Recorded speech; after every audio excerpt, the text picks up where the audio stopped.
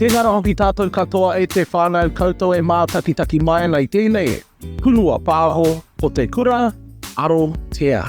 Can we talk for a minute? And I've got a couple of awesome guests here to have a talk for a few minutes. E te whānau, rua no ko taku maniwhiri tuatahi i tēnei wā, ko Walker-Ehu. Corey is one of the kaimaha from kaimahi from te Kohao house.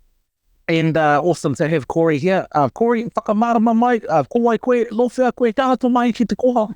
Tēnā koe, ko Kura Walker-Ehu tōku ingoa, no te tairāwhiti te hokianga me te urewera. As far as my mahi at te Kohao, so my role is Manukura for a team called Te Oranga, so we take care of the social services in our organisation. One of those being Whānau Ora. Yes, I've been working there for about 6 years now. Tēnā ora, Corey, tēnā koe. And hey, welcome back to a previous guest of another episode. We also have Dave Harris. For those fellas who missed the last episode, ko wai mui whia tō mahi e hoa. Ai, te ora, ko Dave Harris tōku ingoa, nā tika ngoni rongo mai wai nia hau. Ko ai te Manukura te tima Takarangi o te Kohao Health. So yeah, kia ora. Look, just Dave Harris, currently overseeing our primary mental health team. Yeah, awesome. That's why, yeah. Kia ora, Dave. Kia ora, Corey. Look, our conversation today is all about the Whānau Ora model. And, you know, the Whānau Ora model is a holistic approach to family well-being, right? And before the Whānau Ora approach was created, you know, how would whānau be dealt with? Before you had this unique Whānau Ora kaupapa, how would you actually deal with family members inside of a whānau if they come to Te Kohao for support?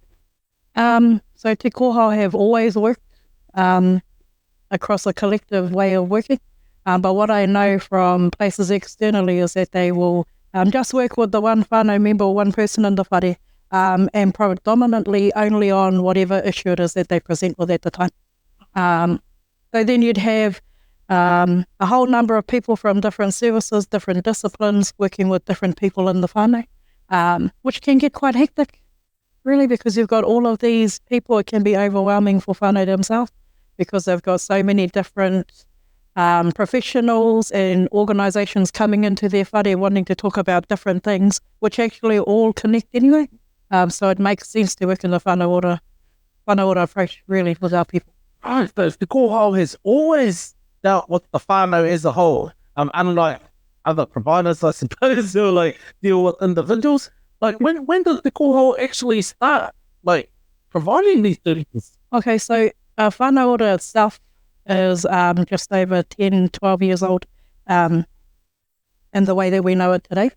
Te Kohao Health, actually, Saturday just gone, they celebrated their 30th birthday. So we've been around for 30 years.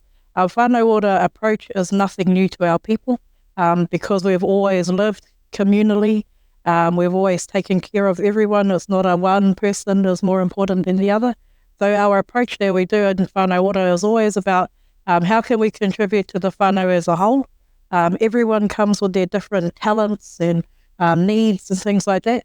And they're just as important as everyone else, but in order to make a successful family, we need to acknowledge that everyone plays a part, and everyone may need different levels of support, and also that we look at what is important to a whānau as opposed to what's wrong with them.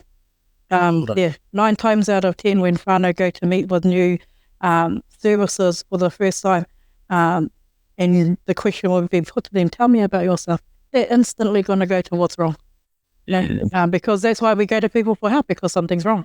But why can't we flip that and work on all the things that are important to us? Because when we work on those and we concentrate on all the great things, all the things that may not necessarily be going right for us will just naturally disappear as we're improving towards reaching aspirational goals and advancing our people. Yeah. That's awesome, because what I can actually hear is, you know, let's focus on the places that you as a whānau, you know, want to make awesome for yourselves. Let's focus on what ain't working for you. Let's focus on where you're failing. I mean, yeah, that's not going to feel very nice to focus on those things too. But what I can see is when they do focus on, actually, these are our aspirations. This is what's important to us. This is actually what we want to do. It gets them into a whole new world of what's now possible for them, instead of sitting in the same old stories that they've been sitting in before. Oh, this is awesome, man. I was just thinking too, Dave, that you're actually, like, what is your role in delivering this Whānau Ora model, right? Like, what role do you play in this mahi? Yeah, oftentimes, particularly in mental health, you sort of traditional mental health is you've met with an individual, and they'll come in for their own individual distress. But look, we've taken the approach that we like to wānanga with our whānau, and part of that wānanga is getting them to bring their whānau as well. So often when we meet with whānau, it's kind of, we do it in there's at least two of us. Nice. We have a bit of a lead, we have a bit of a mauri, what we call an ue, and then our ue will meet with a whānau and we try and invite them to bring someone. It's trying to identify those that are going to be in it for the long haul, you know? And so in order for someone to kind of move from languishing to flourishing, you sort of want someone that's going to be around for a while. That's going to be, so like, who's going to be around for a while with individuals, and that's their whānau, right? And so it's a bit of an emphasis that we try and invite our whānau to bring along those that are important to them. And then most of our consults are just wānanga, we just wānanga together. People will raise some of their challenges and we all have a bit of an input around what might be helpful moving forward. So better to do it as a whānau. Yeah, and what I'm hearing too is it's a group discussion, right? This is a collaboration. Yeah. Oftentimes I sort of say to people, look, did you want to use us as a bit of a soundboard to bounce ideas around? Did you want our expertise, or should we just all kind of pitch in ideas around what we think? You know, how can we be helpful to you guys moving forward? It's mostly about just empowering whānau, putting our own kind of expertise to the side or whatever. Yeah. It might have a place, but usually it's kind of just to empower whānau means to kind of put them at the center, as them as the experts of themselves. And then we'll kind of just see if we can facilitate a bit of a conversation, throw in our little 2 cents if it's going to be helpful, you know, that type of thing. Yeah. And what I love too is you're creating the space. It's the space where they have all the answers. Yeah. Where they have where they're the rangatira. They're the rangatira and they know they're the experts. Yeah. So it's really trying to place that at the center, really. More sort of, it is whānau centered, but more sort of manake centered, you know? Yeah. So that was kind of like placing that at the forefront, and then how can we help? Yeah. And how what kind of impact do you think it has when whānau are, I suppose, when they're received like that, when that space is specifically created for that whānau to have those conversations? Have you seen the difference between creating it in a whānau space as opposed to creating it just for one individual from that whānau to have a conversation? I don't know what you think. One of the things I think, one of the benefits of having a whole whānau together is they can kind of keep each other accountable a little bit. You get closer to the truth, I think, when it comes to like meeting with the whole whānau. You know, so an individual might say something, your own whānau member will kind of, it wasn't like that, it was like this, and this, you know? Yeah. So the pictures, you get a sort of a 360 sort of a bit around kind of, and how, so there's that, you get I think you get more input when you've got more people there. Yeah. More solutions. Yeah.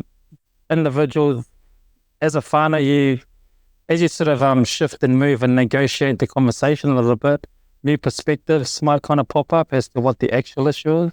Yes. When you meet with individuals tend to blame themselves, I think. But then when you're with a whānau might kind of pitch and go, actually, they might actually sort of take some responsibility for their part and what's kind of going on. Yeah. And that can be healing. Yes. So I don't know, there's lots of benefits to having a whole whānau there. Yeah. And how about your experience, Corey, working with whānau? What have you seen as some of the benefits working in that space? Definitely off the back of what Dave said, it's around accountability. You get more buy-in to what a plan will look like. So when we initially meet with whānau, it's about the whakawhanaungatanga right there is the biggest thing. Yeah. Because that's how we can, we do an assessment, but you don't have to, it doesn't have to look like pages and then checking off things. It's a conversation. I mean, we could sit here and have conversations like this, and in the back of your mind, you're already formulating the picture of what things look like with whānau. Yeah. They have all the answers. Sometimes they just need to be reminded of that. A lot of times our whānau have been worn down so much and their self-worth becomes so little that they don't realise how powerful they are. So it's just about reminding people, when you see that a whānau will advance a lot quicker when they're working together. Yeah. Because 9 times out of 10, we could easily just work with one person, but if it's only the one person that's healing and working towards the bigger picture, then they go back to their whare, and no one else is on the same wavelength as them. So you're going to do one or two things. You're going to look like this crazy person that thinks they're better than everyone else, or you'll fall back into old habits. Yes. And because the reality is we can't be around whānau 24/7. So if we're building them up to become the leaders and the rangatira that we know they are, it doesn't matter whether people are there or not. They're always going to have the tools and the belief in themselves that they can find the answers. Yes. And that's what Whānau Ora is about. It's about working with whānau for them to create what their plan needs to look like. We merely offer suggestions. Yeah. Whatever they decide they're going to take on board, they might just choose. You look at it as they go to the supermarket, they're picking all the things off the shelf that they need to create this massive recipe. Our job is just to help them do whatever needs to happen so they can chuck it in the oven and then pull out of there and it's this massive birthday cake. That's what we do in our space, and it's a great place to work in because we're only in the lives of whānau for a short amount of time. Yeah. Sometimes we may not even realise the impact that we've made until 5-10 years down the track we would bump into them again. We hear these stories about these amazing people that helped us whānau, and then next thing you know, it's you. You're like, hey, that was me, I've done that. But it's also showing our own whānau that through hard work and just giving a damn about people, that anything is possible. Our people have been unfairly treated for a long time. Yeah. And it's about time that the world got to see and continues to see how great we are. Yes. Oh, that's awesome. And I really love, the whole whānau approach, the Whānau Ora model. I really love how you fellas are dealing with this as a whole whānau. As you mentioned before, no good just dealing with one of them. When you bring that one back to the mix where everybody else is still the same. It's like, man, we can make this whānau transformation and can move this whānau along together. That's going to make a whole lot more sense too, right? And be a lot more effective in actually allowing individuals in this whānau to feel like they're supported to create lives they love, right? And I think that's the thing I can really hear is, you fellas only have that more window of opportunity to impact this whānau, to influence what they're going to continue to do for themselves, right? That this is an empowering model. This isn't I'll be here for you forever. This is, I'm here for you now. This is the opportunity, right? And then, man, once we've showing you what you can do, once you've realized your awesomeness, then you'll be able to, continue to do this by yourself and go on. Have you had people who have utilized those services and they created their lives, created what they wanted for their lives, actually come back to be kaumarihi at Te Kohao? Have any of those whānau actually come back to support other families? Yes, so we do have a number of kaimahi who at one stage needed the support of Whānau Ora. And now they're working in that space, or in our space, to help whānau, which is good because who better to talk to whānau and guide them through getting out of a rut than people who have already been there? Exactly. I wish that Whānau Ora was around when I was younger. But maybe I didn't need it to be around because then I wouldn't have been in the space I'm in now. Yes. So because we get to influence change for our people, one of the biggest or one of the common things that we see is a lot of cultural disconnection. It's huge, and we get the privilege of being part of the revitalization of our culture. I mean, myself, I'm not fluent in speaking te reo Māori, but that doesn't matter because I am a Māori. And so being able to share, because just because I don't speak the language doesn't mean I don't understand tikanga, and doesn't mean that I don't believe and practice all of the other things. One day I'll get there, because it's an ever-evolving journey. But you see a lot of people that are disconnected from culture, from their whakapapa, even from their own identity. They will say, I don't even know who I am anymore. Because society has put us in a space where we have to be busy. We have to have a whole lot of letters after our name to show our worth. We have to have the fanciest car, and everyone's got to have the shiniest shoes and all of these things. But really, happiness is different to different people. So whatever that looks like for people, that's it. And, you should be proud of yourself. Yes. And what I get here now is whānau sitting in a hui, dreaming up what happiness looks like for them together.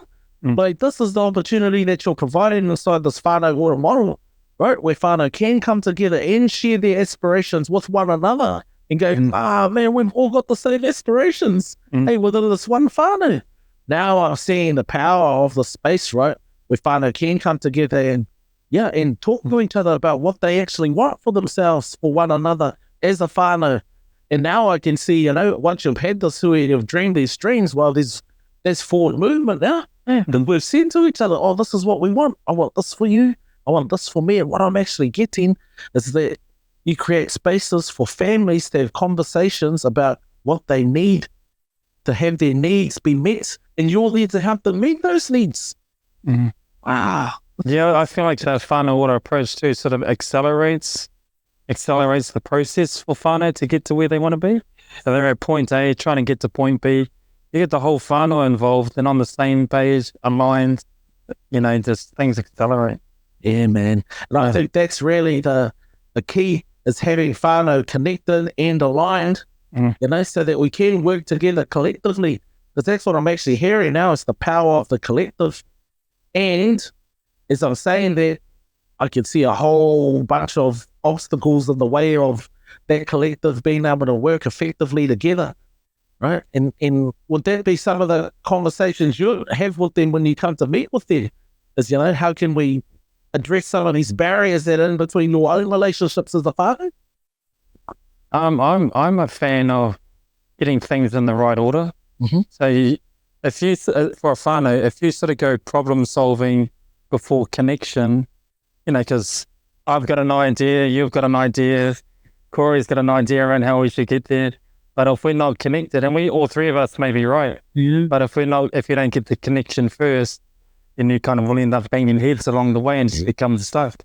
So I'm a bit of a fan of like discussing with the whānau. Look, when you come up against challenges, like how do you overcome them together as a whānau? Then they might say, we just get stuck. Dad puts forward an idea, and then I put forward an idea, and then they don't align, and so we clash.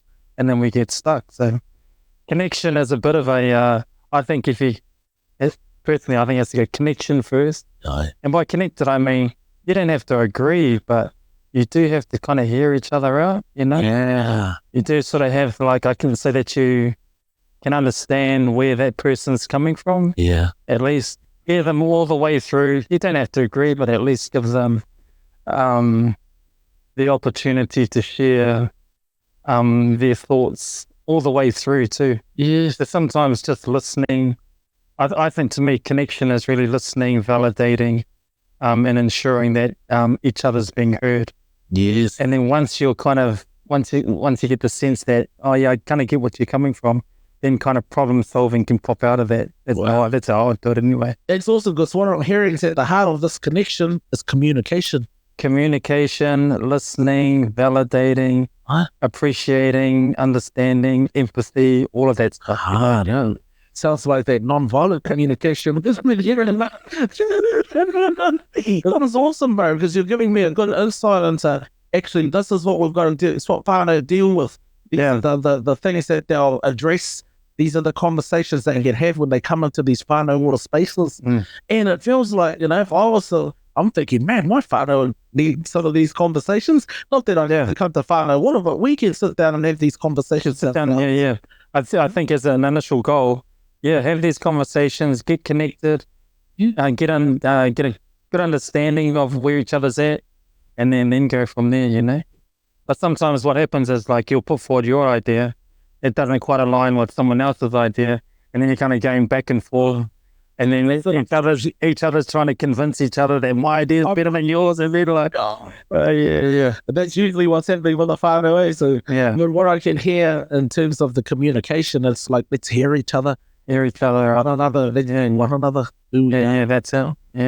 Because I could be sitting in the past, and that thing that you told me last time I saw you, I still feel heard from that. That's right. Unless we come clean and we get in communication, that's who I am, and I was hurt by the last time, and and I'm willing to leave that there. I'm willing to be here. We can be honest and straight with one another. For the benefit of the whānau. And I think that's why we can be. That's why we can put it aside, because it's like we're here to have a conversation that's going to benefit us all here. This isn't here to make so that I can be right about everything. We're having these conversations so we can all win together. That's right. It's about giving everyone a voice, because every issue, every bright idea has a whakapapa. So the communication is key. If you think about, so for example, like the whānau will always agree that the end goal where they want to be is, you all get the whānau to agree on that. But how we get there, however many people are part of this whānau is however many different ways we're going to get it. It's like separation of rangi and papa. The kids agreed, mum and dad need to separate so the light can come in. But they were so busy trying to figure that out and to and fro, they didn't see their brother come in, dig his heels in and push his parents apart, and then it was done. But if we're able to communicate better, it's not always going to be a way that will suit everyone. But there's ways to work through that, to have a look at what it is for the common good of everyone. So that everyone's able to participate, everyone's able to feel heard. Everyone has the opportunity at any point in time to say, okay, well, I've reached where I want it to be.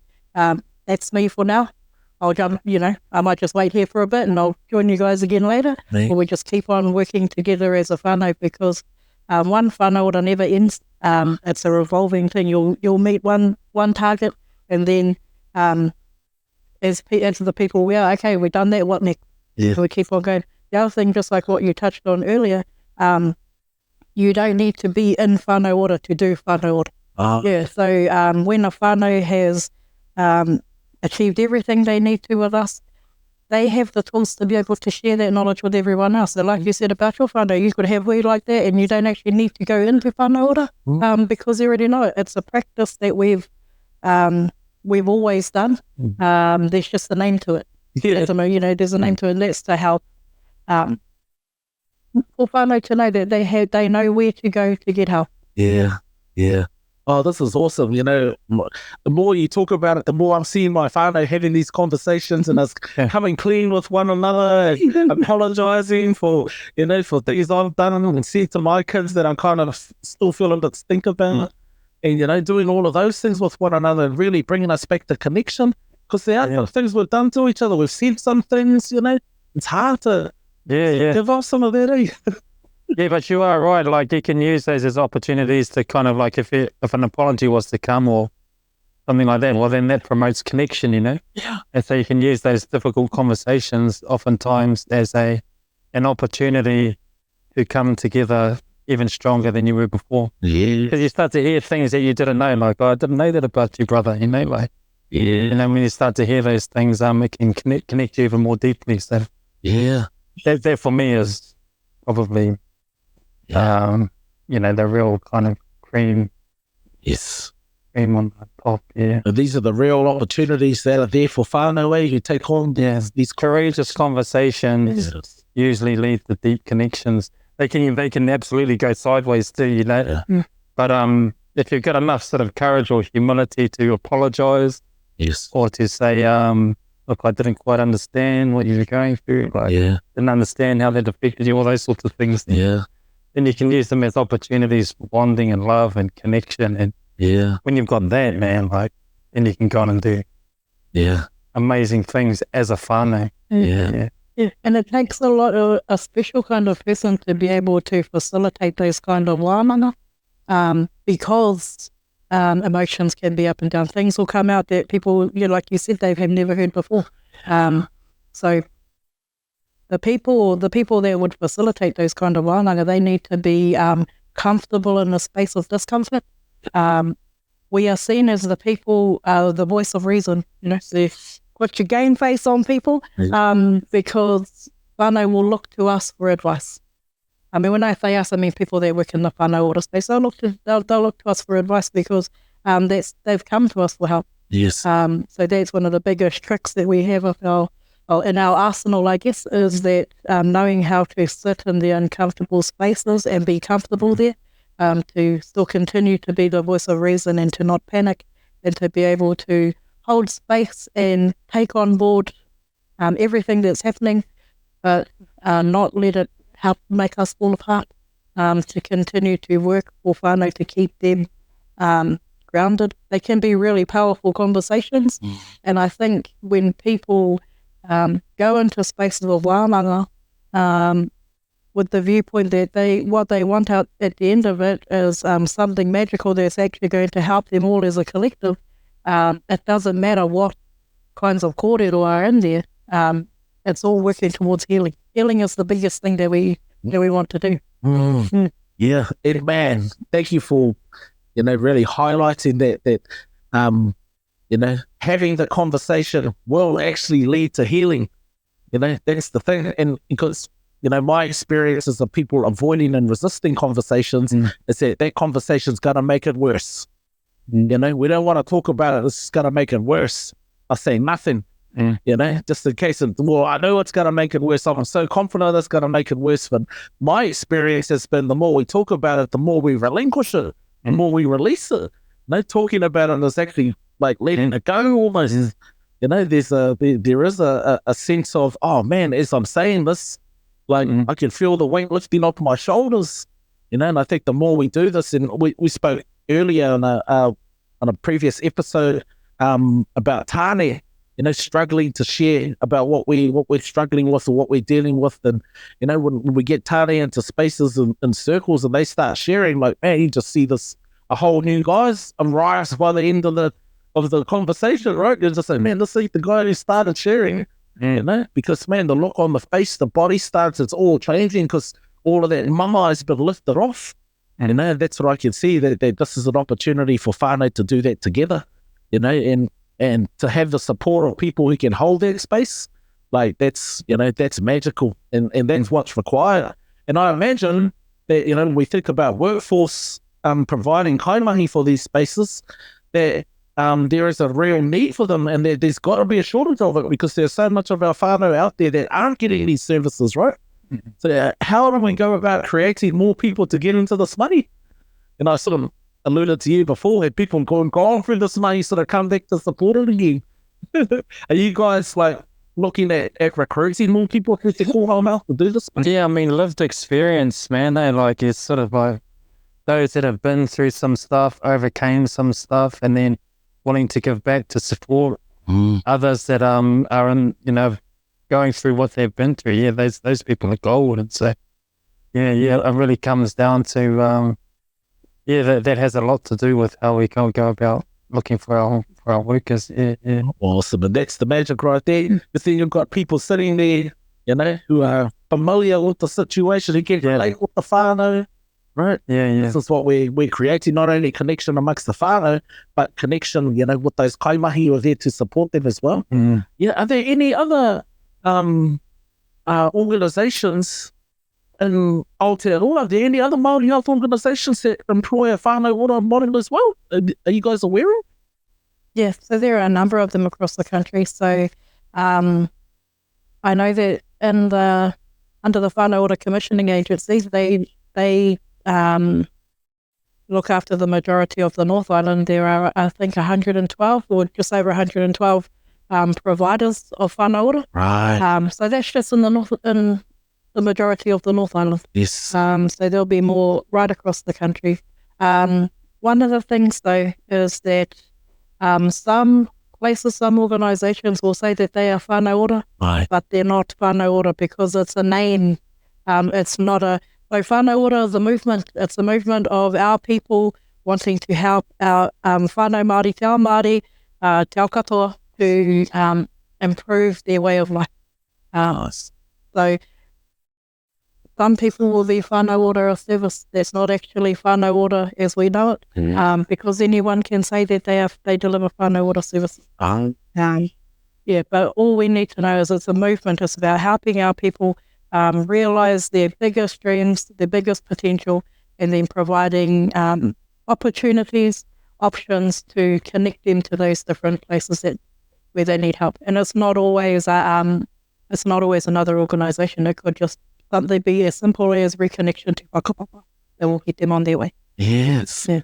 Wow. And you just made me realise that, Whānau Ora has been a national kaupapa for a number of years now. Is Whānau Ora going to be sticking around? Oh, so what we know at the moment is that anything is possible under the current government. But Whānau Ora, as we know it, will continue to support whānau in our community. We will continue to do whatever we need to do to make sure that our people are taken care of. Awesome. Yeah, I know there's a lot of fears and concerns around a lot of our different services no longer happening, and the impact of those as well. And what I hear is the commitment to make it happen, because that is the only thing to do. So mihi nui tēnei ki te Kohao health. And in terms of our whānau Ora model, is this actually, I suppose, the answer to the prevention of institutionalisation?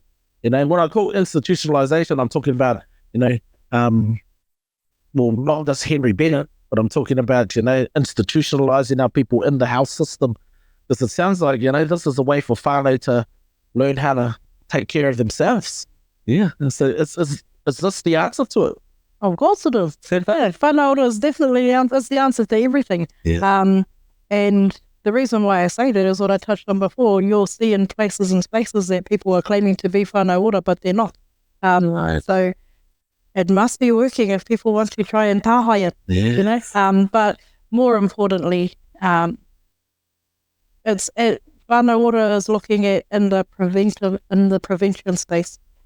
Too much time and resource gets put in cleaning up the mess and not enough into prevention. Yes. And this is where we're sitting at the moment, because we want to work with whānau before things hit the fan. Yes. And even when they do, the tools are there, that they have enough knowledge to be able to find a way out. Yeah. We're all about self-managing whānau. We want to be able to make our own decisions. We want to create our own wealth. We've already, our organisation is at the forefront in driving, improving the healthcare of our people. Our whare over in Enderley is an example of that. So we're always going to continue to do that. Whānau Ora is definitely the way. Yeah.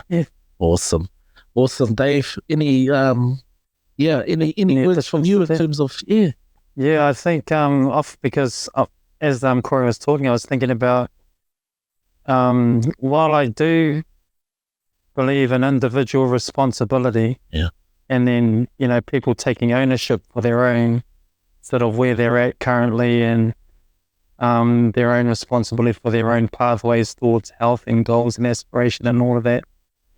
Individuals do reside and they have a context, and the context is the whānau. So if the whānau is healthy, individuals within that whānau are going to thrive. And so it's kind of like, I think individuals can, you can go on and do great things when you're in an environment that is, sort of where there's hardship and things like that. But man, if you can get the whānau on board, and to provide an environment that's that can help individuals within that family, things just accelerate and just can happen 10 times as fast, Yeah. So Yeah. I think as you were sort of talking there, I was thinking about, individual responsibility, but within a healthy context, and in that context is whānau, Bev. Yeah. Oh, that's excellent. I love how you bring it together, bro. So I'm just thinking about, trying to, I suppose, create a life for myself and, trying to just like improve and better myself. I know that when my whānau are creating things together, we've got these whānau aspirations that we're building toward, that, that's what makes me want to improve myself. That I can accomplish that thing with my whānau and for my whānau. And it's kind of like, it's like when the whānau's got something happen, that gives me an opportunity to go, oh man, I can be there. My whānau, I can contribute that way. And like, that's not just me, that's the whole whānau saying, oh man, I can contribute. And when we say I can contribute, it's like I'm contributing to all these other 15, 16 people in my whānau. Like, there's nothing more fulfilling. There's nothing more fulfilling than knowing that, man, I can impact these people's lives. And I love these people. This is my whānau. And they love me. And that's what happens when the connections then, the relationships are back, and we know who we are for each other. We know what we're talking about. It's all come together. No, that's beautiful, man. I'd say that's true. Like, like how the individual can when the individual positively impacts the whānau, then the whānau positively impacts the individual. It just comes this sort of self-perpetuating kind of machine that can just quickly move towards, whatever it is that you're after as a whānau. Yeah, and I'm also seeing that it happens the other way too. If that individual like negatively impacts himself or the whānau, that can come back on him as well from the whānau. Yeah. So it works both ways. That's true. And what's real cool though is that, when we come together and it's almost like Voltron, right?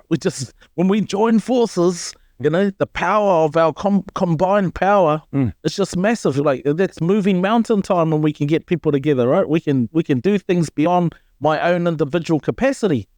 It's like, this really is the power of the whānau to thrive, to be ora. And what I love about Whānau Ora is that it focuses on the ora. It's focusing on the dream or the aspiration, that this is what we're creating. We're not focusing on the issue here, but we're focusing on our commitments. Mihi nui tēnei kia kōrua. Thank you both for coming in and enlightening us as to, how this Whānau Ora kaupapa works and the difference it's making for our families out there. And mihi nui tēnei kia koutou, ki te Kohao Health. Kua mutu e te whānau, kua tai mai ki te mutunga o tēnei wahanga, te wahanga tuarima me ki, o tēnei kaupapa. He mihi nui tēnei ki ngā manuwhiri, to Corey, to Dave, and Dave's back for another visit whānau. This fellow wants to have two visits here. But thank you very much, both of you, for contributing to Kura Arotea. And our korero in a minute has been awesome. We're taking a few more minutes. Hua no, ko te tumanako kia pai tō koutou mahi. Keep doing the awesome mahi out there for all of our whānau. And he mihi hoki tēnei kia koutou e mātaki mai ana. Ko tau mai ki te mutunga. Nā reire te whānau, ko mutunga mahi. A te wā.